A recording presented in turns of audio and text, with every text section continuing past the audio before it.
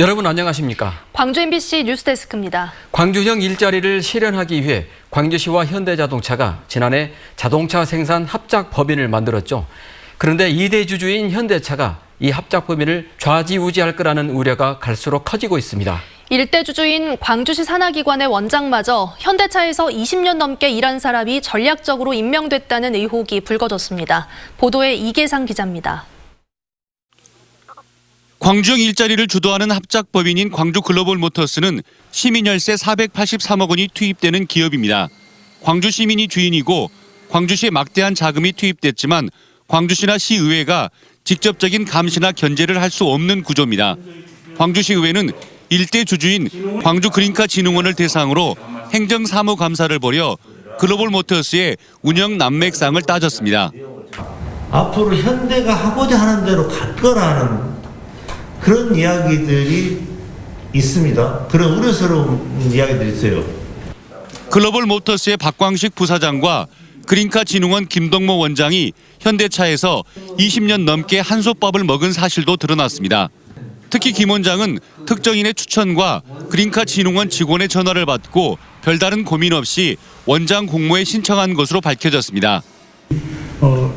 여러분들한테 추천을 받은 분들이 있는데 그걸 이렇게 취합하는 과정이라고만 얘기 들었습니다. 김 원장은 그린카진흥원의 존재 자체도 모르는 상태에서 원장 공모를 했고 취임 이후에도 글로벌모터스 정관조차도 읽어본 적이 없다고 답변해 시의원들의 질타를 받았습니다. 내가 광주 진흥카 원장이 되었을 때는 어떤 보관을 가지고 진흥원을 이끌어야 되겠다 그런 보관이 있었을 거 아닙니까? 광주시의회는 글로벌모터스의 운영상 문제점을 따지기 위해서 박광태 대표와 박광식 부사장 등을 증인으로 출석시켜 추가 감사를 진행하기로 했습니다. 참여자치 21과 정의당 광주시당은 성명을 내고 막무가내식 운영을 하는 광주글로벌모터스에 광주시와 정치권이 나서 급제동을 걸어야 한다고 지적했습니다. MBC 뉴스 이계상입니다. 광주 동구 인구가 5년 만에 10만 명을 회복했지만 북구나 광산구에 비하면 4분의 1에도 미치지 못합니다. 이런 인구 불균형을 해소하기 위해 자치구간 경계를 조정하자는 논의가 2년 만에 다시 시작됐는데요. 벌써부터 일부 지역이 반발하고 있습니다. 우정훈 기자가 취재했습니다. 수도권과 지방의 불균형 못지않게 광주 안에서도 자치구간 인구 불균형이 심각합니다. 광주 북구와 광산구의 인구가 전체 60%에 이르고 인구가 가장 적은 동구에 비하면 두 자치구 모두 인구가 4배 이상 많습니다. 국회의원 선거구를 광주 동남갑, 동남을로 억지로 끼워 맞춘 것도 인구 편차 때문입니다. 이런 문제를 해소하기 위한 방안으로 자치구간 경계 조정은 줄곧 제기돼 왔습니다. 자체적으로 독립 선거구를 갖기는 아직은 영원한 상태입니다. 그래서 해결책은 역시 이렇게 일부 구간 경계 조정이 필요하다고 보입니다. 하지만 2년 만에 재개된 논의는 출발부터 난항입니다. 당장 광주 광산구의 정치권이 집단 반발하고 있습니다. 2년 전 용역안을 기준으로 한다면 북구 일부 지역을 동구로, 광산구 일부 지역은 북구로 편입시키는 것이 유력한데 여기에 동의할 수 없다는 겁니다. 가장 상식적인 수준, 가장 원칙적인 수준에서 재빠르게 수용 가능한 안을 검토하는 게 필요하다고 봅니다. 아니면 중단하든지요. 실제로도 논의가 중단될 가능성이 있습니다. 2년 전에도 정치권의 이해 득실 때문에 합의에 실패했던 경험으로 경계조정 실무를 담당하는 준비기획단도 예상했던 일입니다. 이 때문에 기획단은 논의를 시작하기에 앞서 광주 지역 국회의원 8명에게 질의서를 보내 논의 결과를 수용할지 여부를 명확히 해달라고 요구하기까지 했습니다. 결론은 또 거기서 의원들이 수용을 안 해버리면은 이거 뭐 하려고 하느냐, 기획단은 뭐 하려고 이런 존재하고. 준비기획단은 오는 19일 회의를 다시 열고 연말까지는 최종안을 만든다는 계획이지만 일부 정치권과 주민이 시작 단계부터 반발하고 있어 소득 없이 갈등 양상으로 치닫는 것 아닌지 우려가 나옵니다. MBC 뉴스 우종훈입니다. 보이스피싱 범죄 피해가 갈수록 커지고 있습니다. 수법도 진흥화되면서 젊은 사람들까지 피해를 입고 있는데요. 돈을 챙겨가는 전달책이 종종 붙잡히기는 하지만 범행을 지시하는 주범이 잡히지 않으니 근절되지 않는 겁니다. 이다영 기자가 보도합니다. 한 남성이 건물 안으로 들어가더니 잠시 후 검은 비닐봉투를 들고 나와 어디론가 사라집니다. 지난 6월 여수에서 보이스피싱 조직의 전달책이 현금을 챙겨 달아나는 장면입니다. 광주에서도 최근 수거책 2명이 잇따라 붙잡혔고 아들이 검찰 사칭 전화에 속아 2억 원가량을 빼앗겼다는 신고가 접수되기도 했습니다. 수사기관이나 가족을 사칭하는 등 보이스피싱 범죄 수법이 나날이 진흥화되면서 피해자는 급증하고 있습니다. 지난 2017년 2만 4천여 건이던 보이스피싱 범죄는 지난해에는 3만 7천여 건으로 2년 사이에 50%가량 증가했습니다.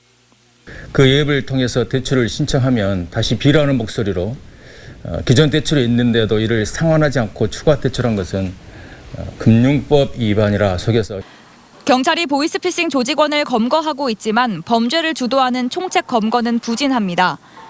올해 1월부터 9월 사이 광주에서 적발된 보이스피싱 범죄는 600여 건으로 여기에 연루된 조직원 80여 명이 구속됐지만 총책은 한 명도 없습니다. 총책 대부분이 중국이나 필리핀 등 해외에 근거지를 마련하고 있어 경찰이 검거에 어려움을 겪고 있습니다. 인터폴에 수배 요청을 하더라도 응답을 받는 데만 6개월에서 1년 정도 걸리다 보니 수사에 난항을 겪기 일쑤입니다. 신속한 수사를 위한 국제협력 체제도 충분히 갖춰지지 않았습니다.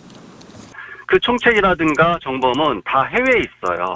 결국 이제 해외에서 그 정범을 잡으려면은 공조수사 또는 국제협력이 필요한데 우리나라 같은 경우에는 그런 시스템이 약간 어렵고 좀 잘 되어 있지가 않습니다. 하부 조직원이 잡히더라도 아르바이트 사이트를 통해 다시 조직원을 고용하는 보이스피싱 조직. 몸통인 총책을 검거하지 못하면 사기 피해는 계속 되풀이될 수밖에 없습니다.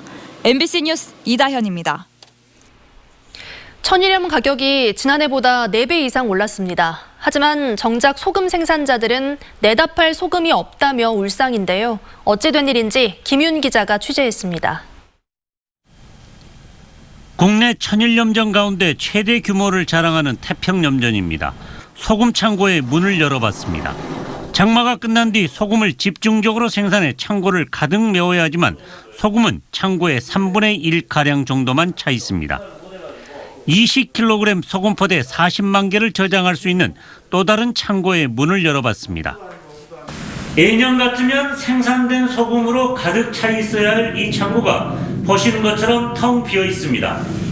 저희 신안군에서 소금 생산량이 약 23만 톤 정도 생산이 됩니다. 근데 올해는 그거의 한 절반 수준에밖에 생산이 안 된. 전국 소금 생산량의 70%를 차지하는 신안군의 소금 생산량이 이처럼 저조한 이유는 유례없이 길었던 장마와 연이은 태풍 때문입니다. 소금 생산량이 뚝 떨어지면서 올해 소금 가격은 지난 9월 기준 9,191원까지 치솟았습니다.